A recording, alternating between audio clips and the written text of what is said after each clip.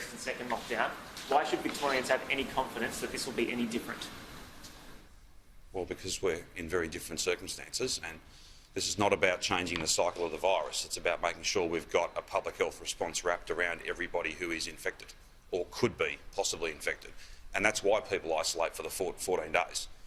Because even with a negative test, if you've been in contact with somebody who has tested positive, then it may take some time for that to come forward. But if we've got a response around you, if you're at home, if you're not going out, and we're testing you and retesting you, then we're confident that that is the appropriate way to go.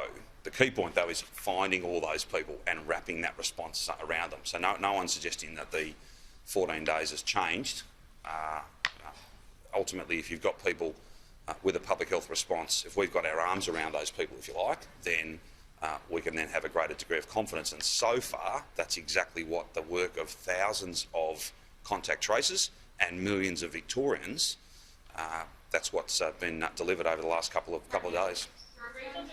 So we're going to go here first. Regional Victoria continue to be bound to metropolitan Melbourne when it comes to that lockdown? Look, I've been very clear about this. There are no cases in regional Victoria that we know of, and we want to keep it that way. We want to make sure that we're not having a situation where, because there are, softer rules in one part of the state and no time to set up a definitive ring of steel. I don't believe so. Not without, you no longer have, you barely have it up and you'd be taking the thing down. And that means police have to come out of stations, all sorts of different things. That abundance of caution is very important. And I know that people in regional Victoria, and indeed every single Victorian, no one is enjoying this. This is not in any way easy. It's very challenging. But the last thing we want, and I've said this a few times, but just let me take you through our thinking once more. You do just Melbourne. You pretend you've got a ring of steel up when that does take a little bit of time. You have softer rules in regional Victoria. Large numbers of people go to regional Victoria. We get Melbourne all under control after 5 days, so everything's great. And then a week later, we've got sewerage going off all the way across regional Victoria potentially, because just as people travel to regional Victoria, the virus travelled to regional Victoria. I know it's deeply challenging, but that is not the outcome we want. And it's not something that we would ever want to contribute to. It's